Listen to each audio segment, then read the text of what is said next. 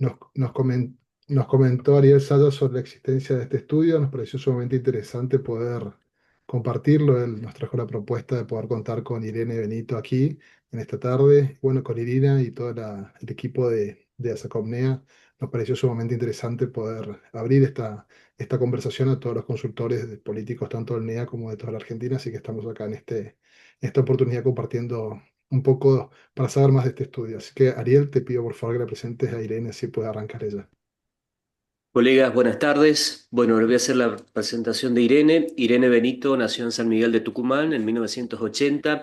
Es abogada egresada de la Facultad de Derecho y Ciencias Sociales de la Universidad Nacional de Tucumán y es máster en periodismo de la Universidad Autónoma de Madrid, diario El País, España. Trabajó en las redacciones de los medios españoles El País y Cinco Días. En el 2005 integró la redacción de La Gaceta, Tucumán, donde dedicó su mayor esfuerzo a reportear e investigar sobre justicia, transparencia e integridad pública hasta diciembre del 2023, cuando renunció para dedicarse con exclusividad a la investigación y a trabajar por la sostenibilidad del periodismo. En el presente es coordinadora de nuevos proyectos del Foro de Periodismo Argentino, FOPEA, y líder de proyectos, entre ellos las 2 ediciones de la investigación colaborativa sobre los desiertos de noticias locales en la Argentina en el 2021 y 2025, en articulación con la Fundación Gabo de Colombia, y de Data Journalism Visualization Bootcamp.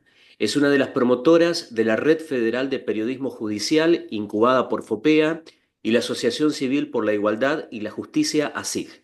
Se desempeña como miembro del equipo editor de la plataforma Justa de ASIG.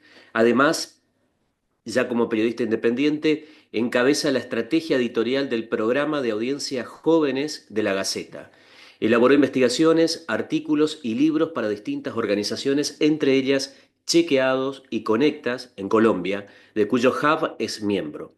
Ha publicado 2 libros de investigación junto a sus colegas Indalecio Sánchez y Fernando Stanich: A su salud, la historia de Juan Luis Mansur, el ministro más rico de la era kirchnerista en el 2015, y Tucumanazo 2015, las elecciones que torcieron el rumbo político del país del año 2016. Sus producciones han sido reconocidas por la Asociación de Entidades Periodísticas de Argentina y la Corte Suprema de Justicia de la Nación. Es ex becaria de la Fundación Friedrich Naumann, del Consejo de Investigaciones de la Universidad Nacional de Tucumán, de la Fundación Nuevo Periodismo Iberoamericano, hoy Fundación Gabo, de la Fundación Universitaria del Río de la Plata, FURB, y del American Council of Young Political Leaders. En el 2016, la Municipalidad de San Miguel de Tucumán la reconoció como Mujer Destacada del Bicentenario, y en diciembre del 2021 la Fundación de Tucumán la galardonó como Contribución a la Vigencia de los Valores Republicanos. Es una de las finalistas de los premios FOPEA al periodismo de investigación en el año 2025. Y por sobre todas las cosas, una excelente líder de trabajo y equipo de investigación. Irene, todo tuyo. Bueno, muchas gracias, Ariel. La verdad que me pone nerviosa cuando leemos todo el currículum, me da mucha timidez. Eh, Sobre todo creo que soy una periodista interesada en entender por qué pasa lo que pasa y en contar lo que pasa. Y bueno, y esto es lo que quisiera compartir con ustedes hoy. Gracias a ASACOP por interesarse en este proyecto de decir noticias locales. Desarrollamos con un equipo de 29 investigadores, entre ellos Ariel Sayas, en Misiones. Así que bueno, yo espero, o sea, lo que quiero hacer es tomar algo así como media hora en contarles un poco sobre este proyecto, y después podemos hacer un diálogo libre, digamos, de preguntas y respuestas que ustedes nos puedan formular para que puedan entender mejor. Voy a hacer una presentación, pero también a navegar la herramienta para que después la puedan usar a sus anchas. Y bueno, espero que realmente les guste esto, les sea útil, ¿no? O sea, realmente eh, a mí me complace muchísimo que se hayan interesado, ¿no? Por aprender sobre esto, porque, digamos, de verdad me parece que aquí hay algo, en estos desiertos noticias locales hay desafíos muy complejos que exceden por mucho del periodismo, ¿no? Y bueno, sabiendo que ustedes son consultores políticos, sin duda instruirse sobre estos temas nos va a ayudar a poder, lo que siempre decimos, reforestar los desiertos. Bien, algunos datos para tener en cuenta sobre el último estudio son dos. Hay un estudio de 2021 que es un estudio referencial al que vamos a aludir mucho, y luego hay un estudio de 2025 que es un estudio monumental, digamos, ¿no? El estudio de 2021, para tener una idea, se hizo solamente en la Argentina. Fue una exploración que se desarrolló con una metodología en la que participé yo con otros integrantes de FOPEA, tomando las mejores prácticas de estudios desde ciertas universidades locales, y buscando que nosotros en la Argentina pudiéramos, digamos, avanzar sobre esa base, ¿no? O sea, no queríamos inventar la pólvora, sino simplemente que había muchos estudios dispersos en el mundo. Entonces tomamos las mejores ideas y las combinamos, y nosotros le añadimos algunas cosas más. Pero entonces en 2021 hicimos el primer estudio. Ese estudio fue realmente increíble, digamos, en cuanto al terreno que abrió, eh, a la divulgación que tuvo, a los premios que consiguió. El año pasado, para que se den una idea, yo estuve en el World Justice Project, que es un concurso internacional, seleccionada por el impacto que tuvo este estudio. Fue una presentación con otras pocas iniciativas del mundo, y bueno, la verdad que eso nos dio la pauta de que realmente hay un movimiento de los desiertos de noticias locales que bueno, es bastante grande, y que está tomando una dimensión cada vez más, sí, cada vez más extendida, ¿no? O sea, que cada vez más personas de todas partes pueden entender de qué trata este fenómeno, y sus impactos, y también buscar la forma, como decíamos, de menguarlos, ¿no? De reducir los desiertos. Bueno, en 2025, con ese gran ímpetu, la Fundación Gabo coordinó un nuevo estudio de desiertos sobre la base de la metodología que habíamos desarrollado con FOPEA en 2021, y entonces nosotros pudimos actualizar la investigación y esta vez sumar a 3.048 medios, o sea, casi un tercio más que en 2021. Aquí me voy a detener un momento. No es que se crearon medios nuevos, sino que la investigación pudo profundizar la búsqueda, porque ya teníamos una base previa, y entonces eso nos permitió abarcar mucho más. No es un censo de medios, esto es muy importante, pero se le parece mucho, porque quedaron medios de comunicación afuera, pero realmente ya estamos hablando de un número eh, no significativo, ¿no? En esta oportunidad se pudo realmente hacer una muestra muy, muy grande, muy poderosa. Para tener una idea, el estudio de la Fundación Gabo, que abarca 5 países, tiene un total de 6.000 medios encuestados, de los cuales entonces la mitad son argentinos. Entonces, eso nos permite entender la magnitud del trabajo que se hizo en nuestro país. Estos 3.048 medios digamos, comprenden a 17.337 periodistas, que ahí voy a matizar. En realidad son puestos periodísticos, porque ustedes saben que un periodista suele tener más de un empleo en general. El periodista, por definición, salvo excepciones, es pluriempleado. En 2, 3 y hasta 4 trabajos suele tener un periodista. Entonces, a nosotros nos gusta decir que más que 17.307 periodistas alcanzados por el estudio, tenemos puestos periodísticos. Y esto también, fíjense, es un tercio más que en 2021. Ahí también digamos, aumentamos en la cantidad de periodistas alcanzados. Bueno, se cubren los 560 departamentos y las 24 jurisdicciones federales. Eh, Como les decía, trabajaron 29 investigadores entre diciembre de 2024 y febrero de 2025, con lo cual los datos están frescos, son súper pertinentes.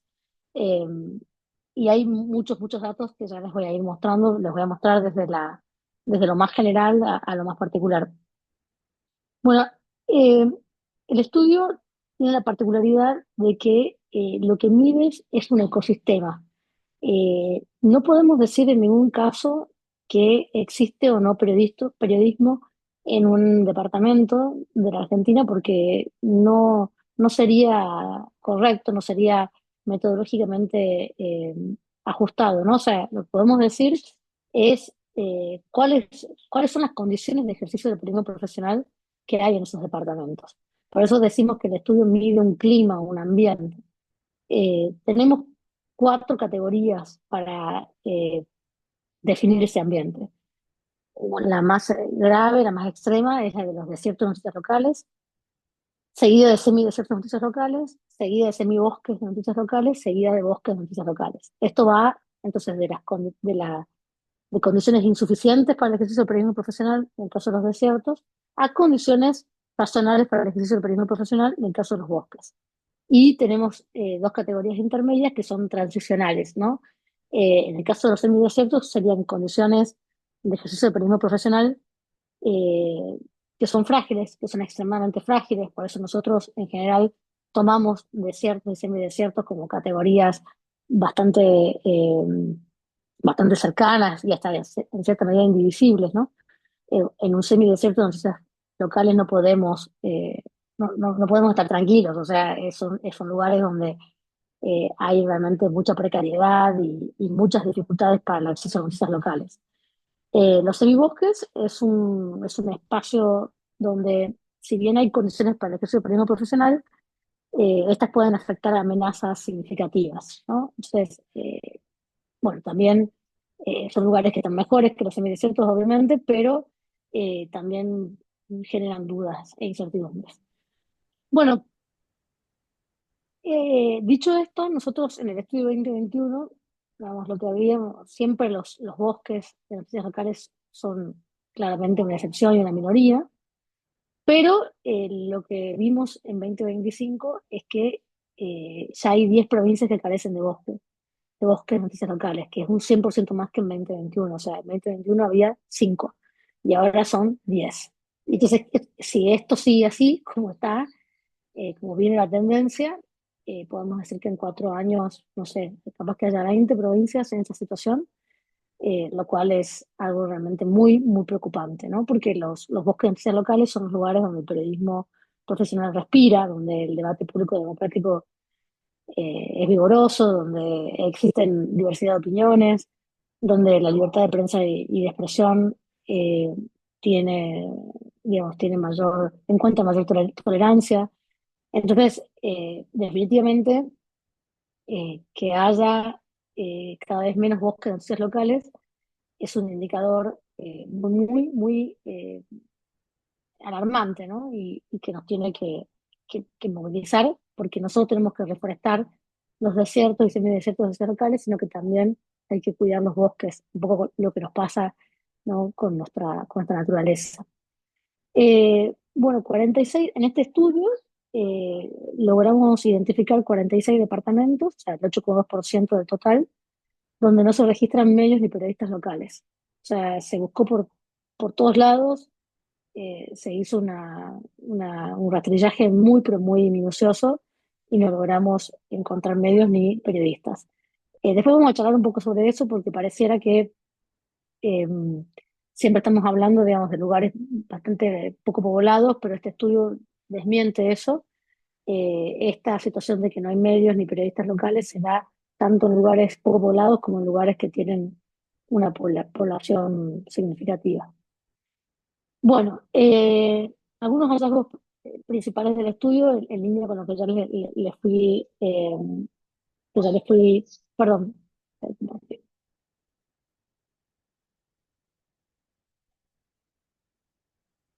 a ver, tiene un momentito,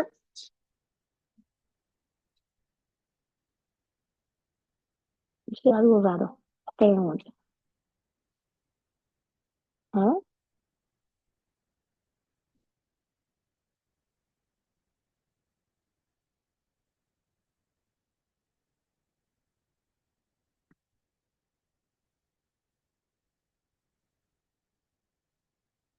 perdón, ahí volvimos. Bueno, entonces lo que les decía, que trataba de achicar esto, ahí está. Los bosques de noticias locales retroceden y los desiertos y semidesiertos siguen firmes en más del 70% del territorio argentino. Esto es algo que ya lo habíamos detectado en Desiertos 1, Desiertos 2021, y ahora lo volvemos a corroborar. O sea que desiertos y semidesiertos noticias locales, están de una forma u otra en 7 de cada 10 departamentos de la Argentina. Bueno, se está expandiendo el color que alerta sobre los peligros que amenazan el ejercicio del periodismo profesional, que es el color de los semibosques. La Rioja, Formosa y Tucumán son las provincias donde existen mayores dificultades para el acceso a las noticias locales. Los desiertos de noticias locales extremos son tantos como los bosques, y en ellos viven el 1,7% de los argentinos. Estos desiertos de noticias locales extremos son esos lugares donde no hay ni medios ni periodistas.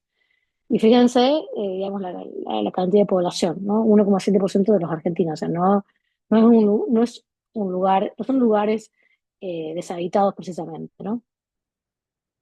En 4 años, o sea, entre 2021 y 2025, se perdió el rastro de 316 medios y nacieron 204.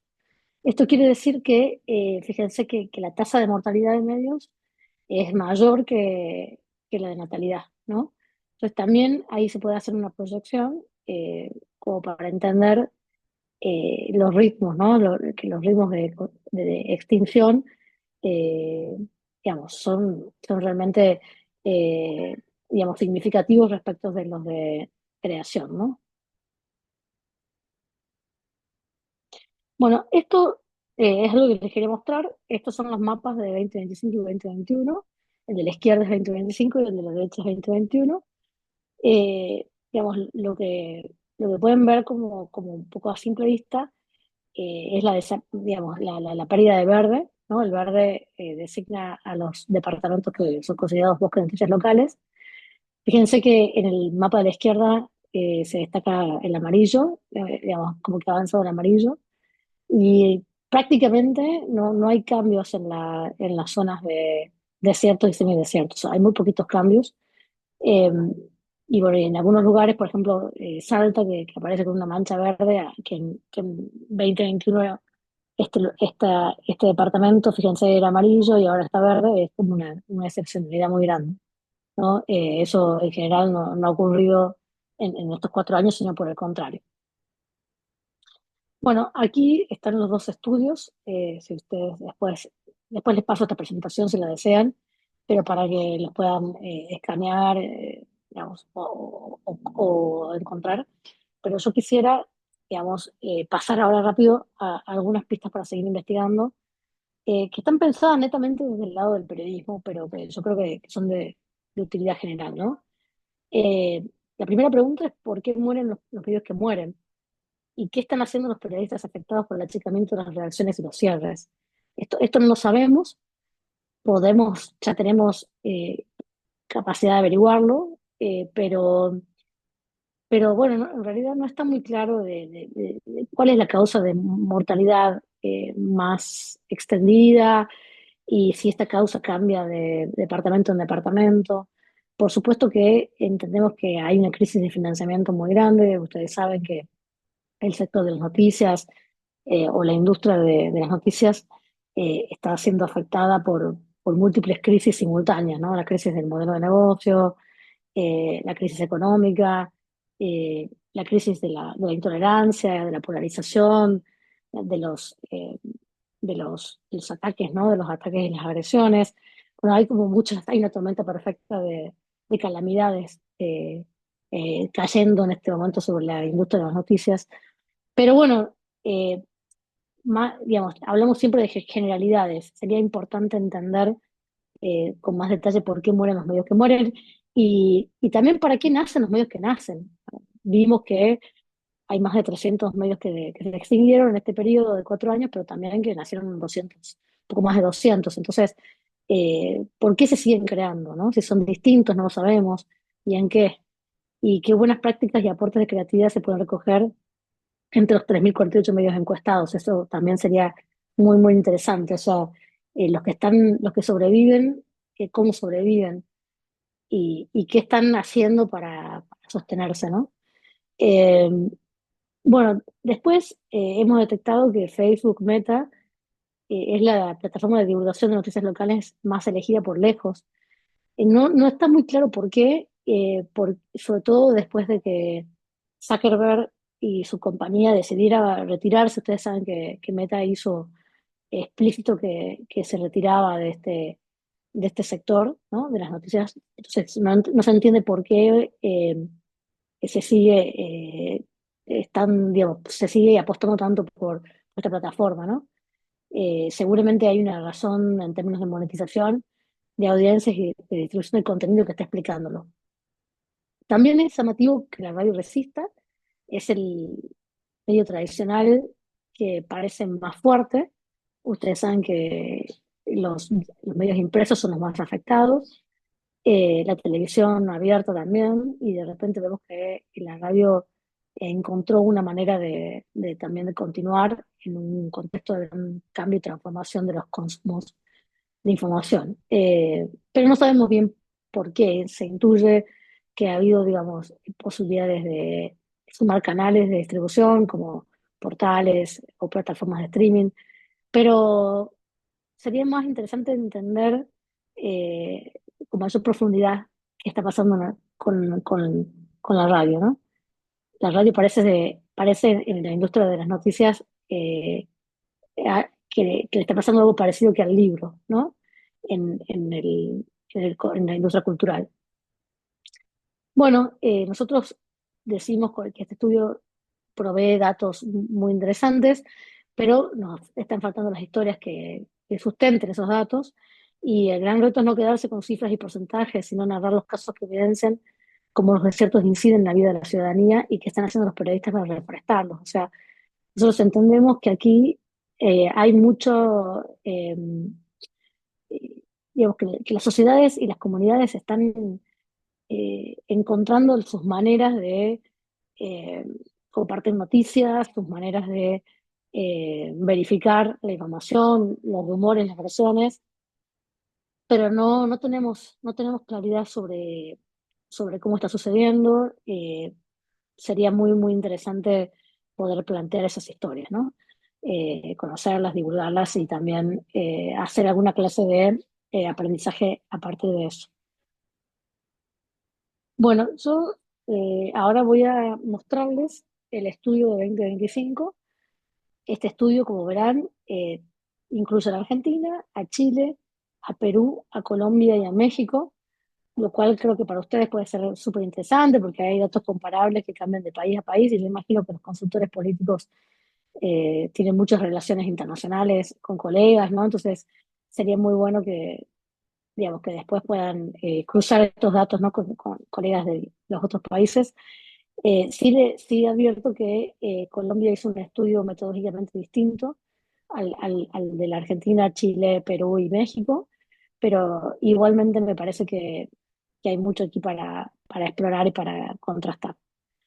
Bueno, aquí tienen la Argentina.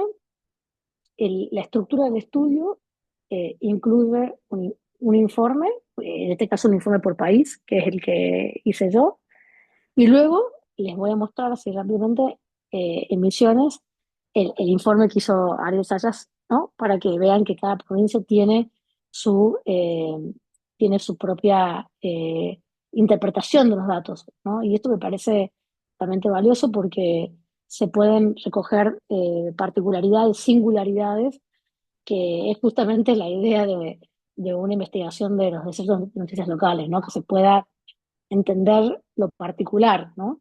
Que es lo particular y lo propio de cada lugar, que es lo que definitivamente se pierde cuando se mueren los medios, ¿no? de comunicación locales y desaparece el periodismo profesional en los diferentes departamentos del país.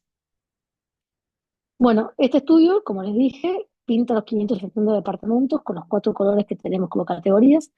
Aquí pueden ver estas dos barras, los cambios que hubo de 2021 a 2025. Fíjense que hubo una ligera disminución de los desiertos, que se pasa del 47,9% a 43%. Esta ligera disminución de desiertos locales es una consecuencia de la investigación a fondo que se hizo en 2025. Yo les dije que en 2021 nosotros habíamos tenido una base muy buena, que es una base de 2.474 medios. En 2025 llegamos a esa base a 3.048, y eso fue posible porque realmente teníamos un punto de partida. Entonces se pudo profundizar, aparte que en 2021 estaba la pandemia y eso también limitaba, ¿no? La posibilidad de investigar estos temas, que son muy territoriales, que demandan cierta posibilidad de movilizarse. Entonces, Hay una disminución, como les decía, pero esa disminución va de la mano de el rastrillaje total que se hizo en las zonas de desiertos de noticias locales durante 2025. Sin embargo, fíjense que aumentó también en casi la misma medida que disminuyeron los desiertos la cantidad de semidesiertos. Y yo les decía que en 2025 entre desiertos y semidesiertos siguen cubriendo más del 60% del país, algo que ya nos pasaba en 2021.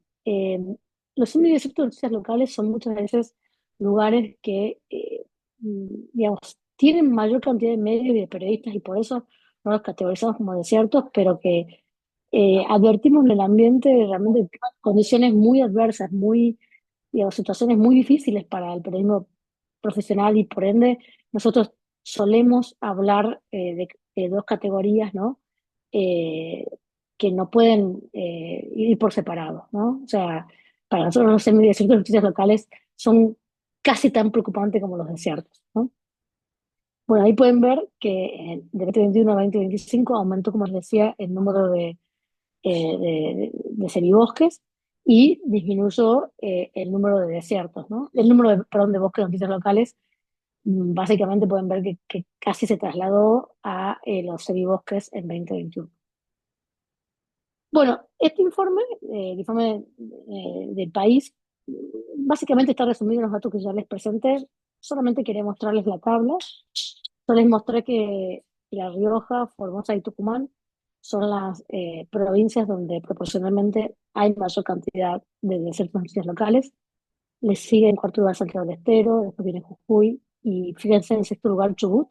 Esta es una gran sorpresa porque siempre la Patagonia, eh, digamos, tienen valores o resultados en esta clase de estudios que suelen ser mejores que los del norte del país. Y aquí por primera vez identificamos una provincia patagónica mezclada, ¿no? En el top 10, en el top 10 de gravedad del problema. Bueno, después le sigue Misiones y después viene Neuquén. Y luego San Juan y Chaco, ¿no? En el top 10. Eh, bueno, creo que aquí, digamos, la provincia que aparece mejor rankeada es Santa Cruz, porque proporcionalmente tiene menos de ciertas noticias locales, pero es verdad que Santa Cruz tiene una división política, les voy a mostrar para que la vean, bastante particular. Eh, Fíjense que la división política de Santa Cruz, el mapa de Santa Cruz abarca grandes extensiones territoriales, digamos, deseado es casi dos veces la provincia de Tucumán, ¿no? Tucumán, casi tres veces, fíjense, Tucumán tiene 22.500 cuadrados aproximadamente y la tiene 63.000, ¿no? Entonces, bueno, esta peculiaridad de la provincia hace que el estudio, digamos, afecte el estudio, en el sentido de que solamente, eh, digamos, que al tomar gran cantidad de territorio, eso alcanza a muchas comunidades, a muchos pueblos, eh, y bueno, ahí sí se puede ver, digamos, condiciones de ejercicio de periodismo profesional un poco mejores que quizás las que se ve en otras zonas de la Argentina. También hay una cuestión que es interesante ver en Santa Cruz, que son como justamente una provincia tan grande, con tantas extensiones de tierra, la necesidad de que haya medios de comunicación es mayor, ¿no? Justamente por el aislamiento que existe en estos lugares. Entonces, aquí también el aislamiento, la distancia, las grandes distancias juega un papel que se podría decir favorable para la existencia de medios de comunicación y de periodismo profesional. Algo también llamativo de Santa Cruz, que ustedes van a saber mejor que yo seguramente, es que esta provincia tuvo un cambio político en 2023. Fíjense, la alternancia política y la transformación digital igualizaron el clima periodístico. Entonces aquí se ve una mejoría respecto de 2021, eh, justamente a caballo de la alternancia, ¿no? Del cambio en el mando de Santa Cruz. Tengo entendido que allí se generó, digo, se pasó de una hegemonía muy grande a más diversidad, ¿no? O sea, tanto en la provincia, en el nivel provincial, como en los niveles municipales y en los niveles más comunales hay diversidad de colores políticos y por supuesto que eso ayuda a distender el clima de libertades de prensa y de expresión que en años anteriores había sido muy, muy controlado en Santa Cruz, ¿no? Entonces se está viviendo aquí, comillas, una pequeña primavera periodística. Por supuesto que sería interesante seguir su evolución y poder monitorearla en qué se traduce esa, comillas, primavera, ¿no? Pero bueno, ahí hay un curso interesante entre la política, entre un cambio político y la situación de la industria de las noticias locales. Bueno, para no extenderme mucho más, yo solamente les quiero pedir que si lo desean, exploren la metodología del estudio. Está muy explicado muy al detalle. Allí ustedes podrán ver muchas explicaciones que ayudan a entender estas categorizaciones, los criterios que se tomaron, eh, y los estándares, ¿no? Del estudio en general, que son estándares que hemos tratado de perfeccionar muchísimo en esta edición y bueno, que nos dejan gran cantidad de datos para poder, para poder profundizar, ¿no? Yo solamente, y ya con esto termino, eh, les dejo acá, les muestro, ¿no? Hay datos sobre las plataformas en las que publican los medios, el vínculo laboral con los periodistas, cuáles son las temáticas de su agenda informativa. Miren esto, yo solamente me voy a tener aquí, ¿no? Gobierno y política local aparece en segundo lugar en la Argentina. Y fíjense, investigación y vigilancia del poder. Solo el 21,9% de los medios encuestados dijo que lo hacía, versus más del 80% de los medios encuestados respecto del gobierno y política local. Bueno, aquí hay gran cantidad de información para sacar partido y yo imagino que ustedes tendrán muchas preguntas, así que bueno, me quedo a disposición para ver si puedo contestarlas. Muchas gracias. Gracias, Irene, muchas gracias. Re interesante. Yo tenía algunas preguntitas para hacerte. Adelante. Perdón, tomo la palabra primero y después que seguimos con los chicos. No sé si lo dijiste al principio y se me pasó de largo, pero ¿por qué, digamos, estos 4 años en el medio van a seguir, o lo van a hacer cada 4 años, lo vienen haciendo cada 4 años, o es la comparativa del 21 y el 24? Parece un mundial de fútbol, ¿viste? Eh, la verdad es que es un estudio muy caro. Este es un estudio costoso, o sea, necesita mucha inversión, entonces no es fácil conseguir los fondos para hacer el estudio. Ese es un primer punto, ¿no? Eh, por otro lado, nosotros en la Argentina, como se había hecho por primera vez en 2021 y no había un antecedente, también es como que experimentamos cómo funcionaba esto, ¿no? O sea, eh, cómo iba, digamos, en ese tiempo hubo muchísimas aplicaciones del estudio y hubo muchísimas nuevas, nuevos hallazgos, ¿no? Entonces, como que hasta que llegamos a entender que había llegado, digamos, que necesitábamos hacer una actualización. Pero el estudio, como es tan profundo, digamos, es como que es resistente un poco al tiempo. Saca una foto que vimos que en 4 años había resistido bastante bien. Eh, yo no lo sé, no sé si esto se va a repetir en 2029 antes o después. Ojalá sí, ojalá podamos. De nuestra parte ya hay toda una tradición, creo, y un conocimiento que nos permite hacerlo y hacerlo bien y rápido. Este año la Argentina fue referencia de los otros países de la región, con lo cual sería muy bueno sostener de alguna forma ese liderazgo. Pero, pero bueno, esto, como les decía, está muy sujeto a la existencia de fondos que permitan bajar de esta manera a los 560 departamentos de la Argentina, que es algo bastante complejo, ¿no? Ariel, que hizo el estudio en Misiones, quizás les puede contar sobre su experiencia, pero realmente requiere mucho tiempo. La encuesta que se hace es una encuesta muy extensa. No van a creer que los medios de comunicación están felices con este estudio. Eh, Así como hay colaboración, también hay bastante reticencia. Eh, Así que bueno, digamos, se necesita esa energía para hacerlo y esos recursos para que realmente funcione, ¿no? Es importante que sea bastante homogéneo en las 24 provincias. No sé, Ariel, ahí si quieres aportar algo, sí. Una aclaración para los colegas sobre todas las cosas es que en el lapso del tiempo en el que se hizo el trabajo en territorio y demás, ustedes recuerden que FOPEA institucionalmente es la organización que en el término de 3 o 4 meses más ataques recibió por parte de nada más y nada menos que el presidente de la nación. Digo, esto sin ánimo de tomar partido absolutamente por nadie, margen de que yo soy socio de FOPEA, pero al momento de relevar un medio de comunicación y cuando vas a hacer la encuesta y le decís FOPEA al dueño de comunicación de esa pequeña radio, de ese pequeño medio de comunicación del interior profundo de la provincia de Misiones, automáticamente sabe quién es FOPEA, pero sobre todas las cosas prende el televisor o escucha cualquier noticia y se da cuenta de que hay una disputa política, si se quiere, o mejor dicho, no una disputa, sino un ataque por parte de la máxima figura política institucional de la República Argentina, que es el presidente. No hay que descontextualizarlo, y esto nosotros lo charlamos en el grupo de investigadores y demás, lo planteábamos, eh, que aquel que no conocía FOPEA, cuando Milei lo mencionaba todas las tardes, que en el verano fue todos los días, automáticamente a la larga terminaba sabiendo quién era FOPEA, digamos. Entonces, yo creo que esto también es importante y le da un valor específico, no solamente lo que se hizo en la provincia de Misiones, sino que se hizo en todo el país, de poder relevar cada una de las jurisdicciones, departamentos y demás.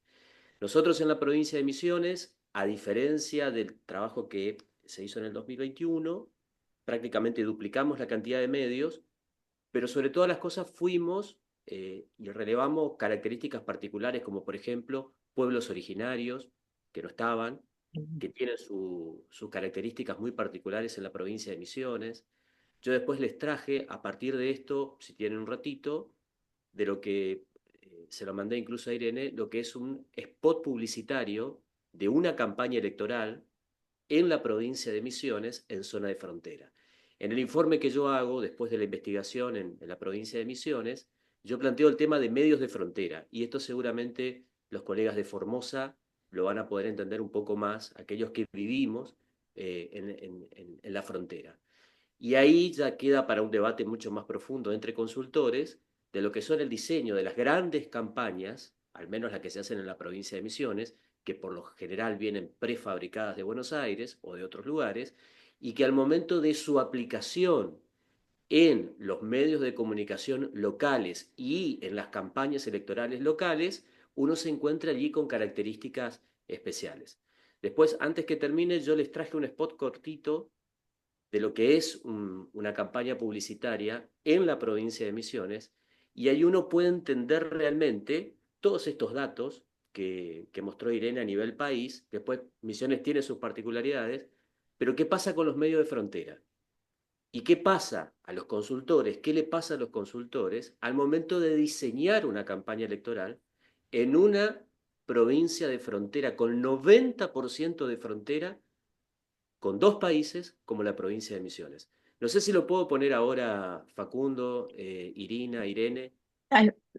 Pues si podemos hacer algunas preguntitas más, perdón, yo tengo algunas dudas. Yo sé que ustedes están muy empapados en el tema y es súper Yo, interesante para quienes no. claro, Perdón, también Facu, una cosita. Estaba chusmeando la página y tengo una última pregunta que le había puesto en el chat y ya con esto les cedo a los chicos. Cuando ustedes hablan de amenazas al ejercicio del periodismo profesional, ¿a qué se refiere esas amenazas? ¿A qué refiere? Pues yo usaba la palabra periodismo independiente, ¿no? Que por ahí se perdió un poco, no sé si es un concepto que quedó medio en desuso. Sí, tenemos que, Por- a ver, estamos tratando, perfecto, gracias Irina, muy buena pregunta. Sabes que periodismo profesional es una denominación que aparece justamente porque a partir de ver cómo digamos, cualquiera se denomina periodista. Ustedes saben que para ejercer el periodismo no hace falta título habilitante, pero sí un oficio, un reconocimiento de un oficio, digamos, la aplicación de pautas éticas, el hecho de hacer profesión de esta actividad, ¿no? Entonces, todo eso engloba la idea de un periodismo profesional, o sea, un periodismo que eh, definitivamente está dedicado de manera visible y con sujeción a pautas éticas a el ejercicio del periodismo y que Esto lo distingue de otras personas que dan información sin cumplir alguna de esas características, ¿no?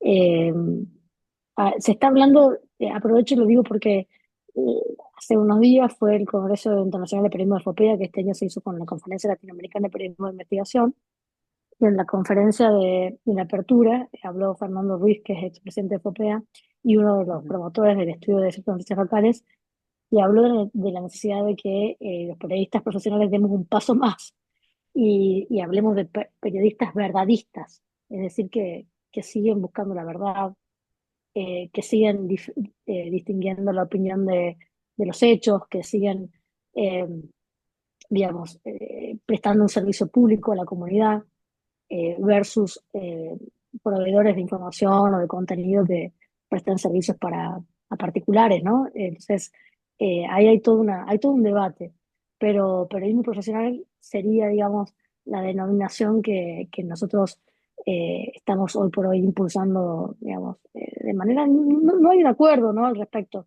es simplemente una necesidad. Periodismo profesional, perdón, incluye ser independiente, desde luego, ¿no? O sea, incluye, pero va más allá de ser independiente, ¿no? Yo creo que lo define mucho la vocación por prestar un servicio público comunitario. Entiendo, gracias. Facu, Pablo, no sé quién quería. Sí, yo tenía una pregunta para Irene. Vi que en una parte del estudio se habla sobre los ingresos o que estimo que el financiamiento de los medios Sí, que se relevaron. ¿Qué hallazgos o llamativos o qué puntos llamativos se han encontrado en ese sentido y cómo influyen esos financiamientos en las agendas de cada uno de los medios y en las agendas seguramente globales de los ecosistemas provinciales, ¿no? O regionales? bueno, tocaste el punto neurálgico. Eh, Lamentablemente, el financiamiento hoy por hoy es bastante dependiente del Estado. Nosotros estamos por publicar una investigación que hace foco en esos datos, pero realmente es increíble, digamos, digamos, la penetración de los recursos públicos en la esfera de las noticias. Eh, Vemos que hay muchos medios, digamos, vemos de todo, es una cosa muy variada, ¿no? Hay, aparte de los medios públicos, los medios del Estado, por la vía de la pauta oficial, que ustedes saben que si bien el gobierno nacional hizo un ajuste supuestamente muy drástico en esa partida, digo supuestamente porque hay empresas del Estado que siguen dando publicidad oficial y también sabemos eh, que hay otras maneras de pautar, no solamente en medios, ¿no? Pero bueno, digamos, el gobierno nacional tiene una narrativa de gran ajuste, ¿no? Respecto a la pauta oficial. Entonces la presión por este financiamiento se trasladó a las provincias. Se ve que las provincias no hicieron esos recortes, por el contrario, aumentaron las partidas. Esto distorsiona por completo el ecosistema porque realmente lo que se ve es bueno, es un disciplinamiento, ¿no? Un uso de la publicidad oficial, no para mejorar la calidad del periodismo profesional, sino para empeorarla, ¿no? Para empobrecerla.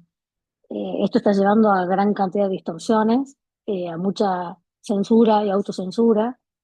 Eh, Hay situaciones muy problemáticas. Se está viendo en las provincias cada vez más eh, políticos que tienen sus aparatos propios de comunicación, que son medios. Antes esos medios están normalmente en manos digamos, había un testaferro o un tercero que los gerenciaba, los gestionaba. Ahora cada vez más se ve a esos políticos al frente de esos medios. Entonces, bueno, hay una, una gran confusión, ¿no? De la publicidad política y las noticias. Y esto, por supuesto, está contribuyendo a la crisis de desconfianza en el periodismo, ¿no? En el periodismo y en la industria. Es algo realmente muy, muy complejo. Eh, FOPEA tiene una iniciativa que se llama Cláusula Federal de Transparencia, que después ya la voy a buscar y la voy a dejar en el chat, que es un intento de generar una política pública para que cambiar este panorama, ¿no? Para que, digamos, los recursos del Estado que se vuelcan a la industria de las noticias sean usados de una manera ética, íntegra, digamos, eh, transparente, sin discrecionalidad. Es una cuestión que realmente es súper preocupante. En el último tiempo han aparecido algunos municipios que están muy inquietos, donde las autoridades están muy inquietas por las operaciones y extorsiones a las que todo esto se presta, ¿no? Y que, mm, y que se dan cuenta, digamos, de la necesidad de que haya periodismo profesional, ¿no? Justamente también eh, para que la política pueda, digamos, tener interlocutores, ¿no? Y no estar permanentemente defendiéndose de fantasmas y, y defendiéndose, digamos, de aparatos que no se saben bien qué son y a quién responden, ¿no? Eh, Aquí también sumo, ¿no? Cuentas en redes sociales, etcétera. Una gran cantidad de desinformación. Eh, Así que bueno, esta cláusula federal de transparencia es una posible respuesta a este problema, pero hay que hacer muchísimo más, ¿no? Hay que hacer muchísimo más porque en la caída del periodismo profesional no solamente se ve perjudicado el periodismo y la política, sino también el sector privado. El sector privado, digamos, tiene en el periodismo profesional a un defensor implícito ¿no? De las reglas de juego de una sociedad democrática, ¿no? Entonces es súper necesario que haya periodismo profesional para que haya un ambiente, un clima de negocios bueno, ¿no? Y ni qué decir la ciudadanía que necesita de periodismo profesional para poder acceder a información verificada para tomar las mejores decisiones tanto individuales como colectivas, ¿no? Y para que haya un debate público realmente que permita avanzar en las sociedades, ¿no? Fíjense que, digamos, sin, sin ánimo de hacer proyecciones que no corresponden o que no serían metodológicamente justas, las provincias donde el estudio da peores resultados son provincias que tienen grandes problemas en sus democracias, ¿no? Entonces ahí hay correlaciones. Bueno, eh, seguramente ustedes, si toman el estudio, pueden hacer muchas más lecturas que las que yo estoy sugiriendo ahora, pero este problema de la caída del periodismo profesional, como le decía al comienzo, excede muchísimo al periodismo. Es algo que y no lo podemos arreglar nosotros solamente. Sin duda hace falta políticas públicas para tratar de cambiar esta situación, ¿no? Muchas gracias, Irene.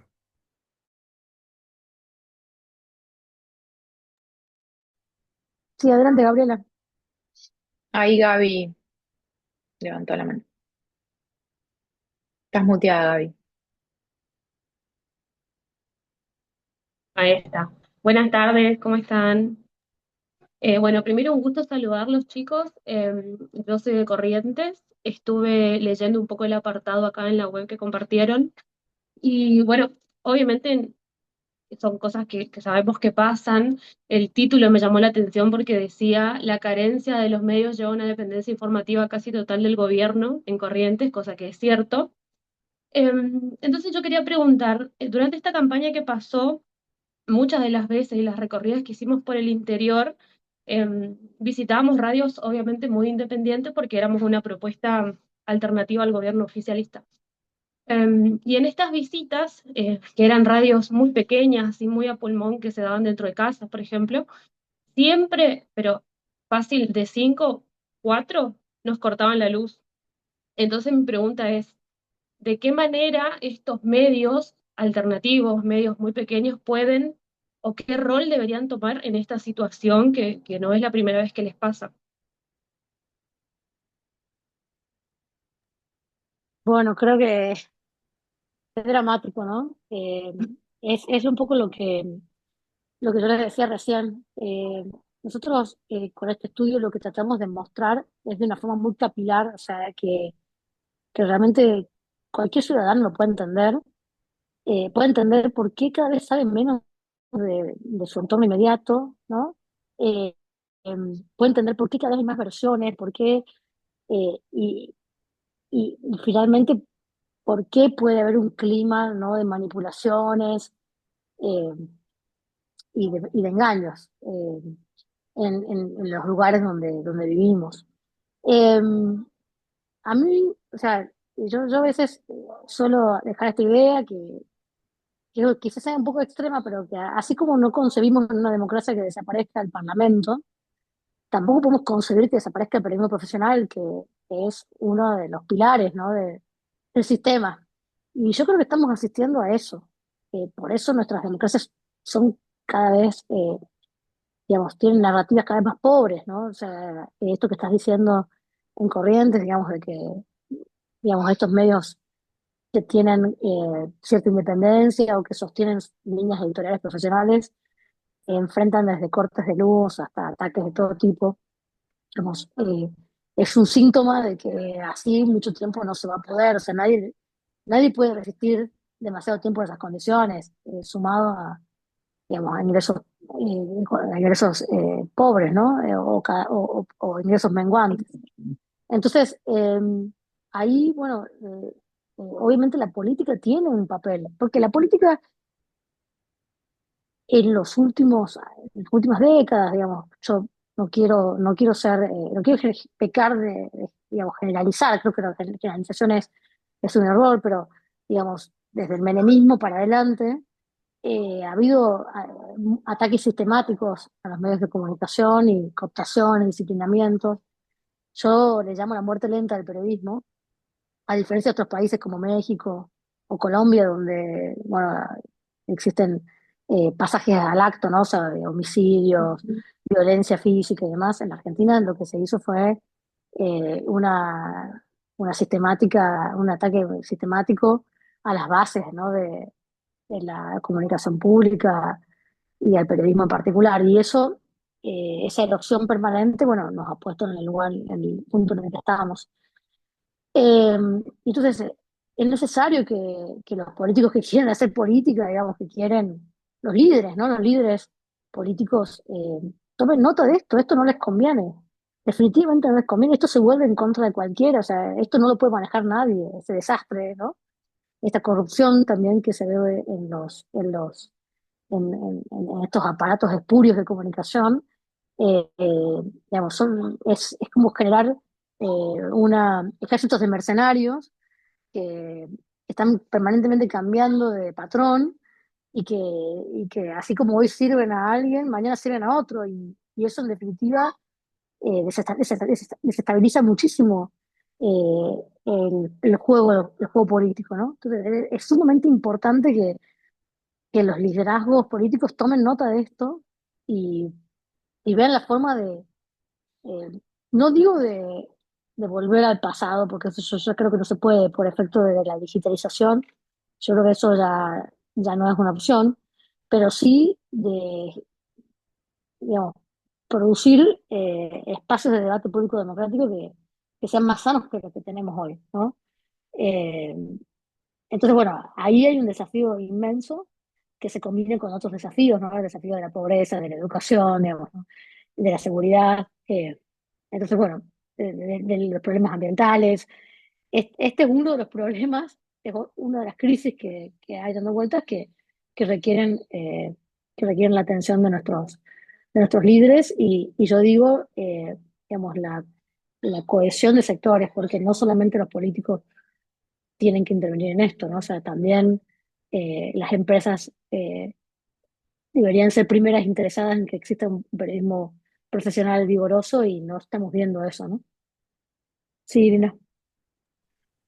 Te consulto, Irene, en torno a esto último que decías, ¿hay algún ejemplo, hay algún país, hay algún ejemplo que podamos tomar como, digamos, como positivo? Porque mientras te escuchaba hablar, ¿no? Pienso en el modelo de Estados Unidos, en algunos países europeos, y digo, el modelo esto de los mercenarios se replican y los patrones van pasando de ser las estructuras políticas hasta también los grandes grupos económicos, ¿no? Los grupos de los empresarios de tecnología que van comprando medios. Digo, me gustaría saber si es que existe y desde una total ignorancia, qué ejemplo positivo hay, tal vez imaginan alguno de algún país nórdico, no sé. Eh, a ver, hay en Europa están, efectivamente hay gran cantidad de políticas públicas que se están combinando con políticas públicas de protección de derechos intelectuales, con las plataformas de inteligencia artificial. Digamos, eso forma parte de la crisis, ¿no? Y que ya estamos viendo que hay esa clase de intentos, ¿no? De legislaciones, de regulaciones que procuran proteger a los productores de noticias. Pero en Estados Unidos hay una iniciativa particular que se llama Rebuild Local News, después se las paso, Rebuild Local News, que pone justamente el foco en esto. Y se están haciendo muchas cosas, pero bueno, ustedes saben que en Estados Unidos la filantropía es muy potente, o sea, el sector privado realmente, digamos, hace muchas donaciones y hay como un compromiso ahí importante. Eh, y se están creando, digamos, fondos corporativos que lo que hacen es, digamos, de grandes de familias particulares, donantes, digamos, empresas, eh, para fortalecer los medios de comunicación locales, que tanto los que existen como los nuevos, ¿no? Eh, esta iniciativa yo creo que es bastante poderosa y Estados Unidos es uno de los países donde más se ha estudiado el fenómeno de los desiertos de noticias locales. Esto aparece cuando comienzan a desaparecer los diarios impresos que existían en los condados, en los diferentes condados, y se empieza a ver que eso traía un deterioro importante, ¿no? Del debate público democrático y por añadidura digamos, una profundización de la polarización, ¿no? Aceleraba la polarización. Entonces, bueno, allí hay bastantes ideas, eh, pero bueno, yo sigo mucho este proyecto Rebuild Local News y me parece muy interesante. Buenísimo, gracias, lo voy a buscar.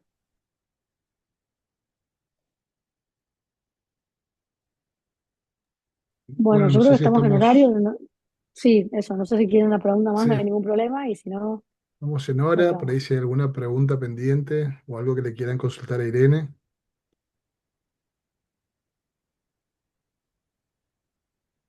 no queda nada.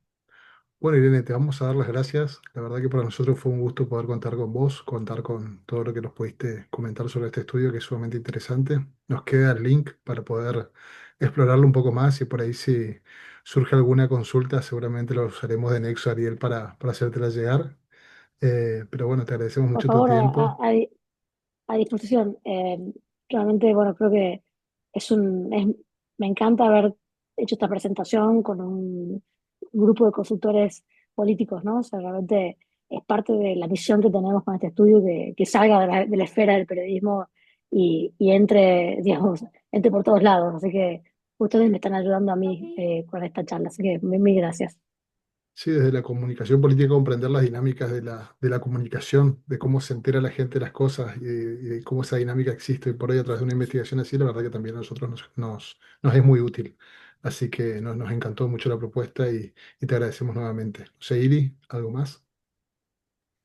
No, muchísimas gracias, Irene. La verdad que es súper interesante y cuán necesarios son siempre los datos, ¿no? Que es lo que a los que estamos por ahí también más del lado de la academia nos falta siempre para completar estudios y nos faltan datos, ¿no? Y que ustedes hayan podido llevar adelante este estudio. Por eso me parece espectacular que sea la segunda edición y que pueda continuar porque también para ir viendo, ¿no? La evolución de todo esto.